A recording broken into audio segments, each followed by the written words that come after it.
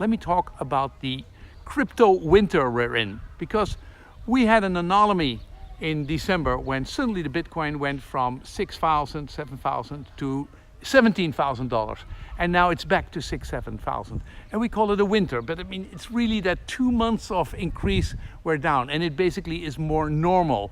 And let's show you how that situation is at the moment.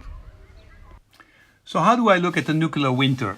Well, if you see now, the Bitcoin is now at around 6,400, and Ether is 300, and Ripple is back to 30 cents. Total value of the market is now at the moment 212 billion euro, and at the moment here at CoinMarketCap, you can basically see the 1,800 currencies which are basically tracked at the moment. Now, how bad is that?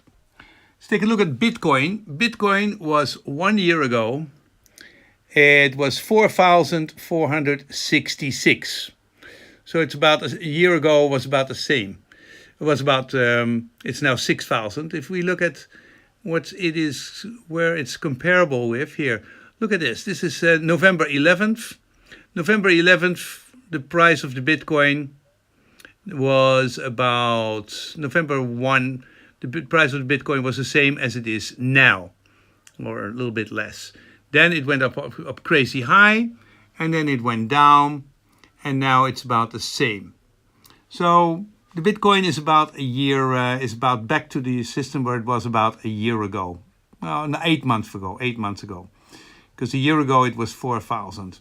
Same with Ethereum, and with Ethereum you can also see that a year ago it was 300 or so. That one went down more. That's already under the level of a year ago. It went up to $700, and now it's back at $300. And if you also, what's interesting to see, that the total value went up to a maximum of 833 billion and is now back to about 208. So that's a huge correction, 75%. And what's also interesting is that Bitcoin did exactly the best, because I mean, here you see that Bitcoin was dominant a year ago. It went down to in dominance of 43%, and now it's back to more than half, 50%. So that's pretty, that's now again a pretty high percentage. And everybody was hoping that the ETF, an instrument that government approved agency would just be able to invest in Bitcoin, that ETF was unfortunately not approved. We're still waiting that, because we're waiting for general capital to get into that into this market. The biggest reason for the winter was first that the craziness was over, and secondly that companies and especially governments, banks, started to push back big time. But we see something like this. The New York Stock Exchange is starting to ready a platform to basically be able to store digital assets. And what you also see is that there's going to be a crypto exchange from Switzerland by the Swiss Stock Exchange. So these are positive signs.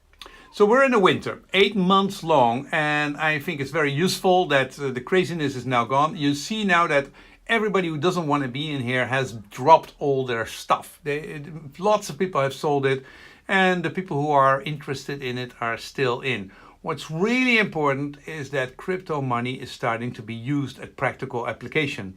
You know, first, money needs to be stable, the transaction cost needs to be low, Bitcoin needs Lightning so that they can have a lot of transactions at very low cost. But stability and practical usage, that's the only way in the end that crypto is going to be successful. So now, this moment of quietness, when there's not a lot of craziness and all kinds of excitement about rising prices, at the moment a lot of people are building applications with crypto. So we're going to see how long that winter is going to take.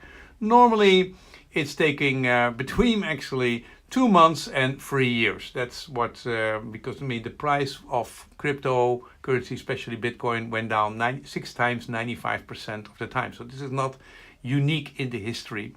And the longest time a crypto winter has taken is 3 years.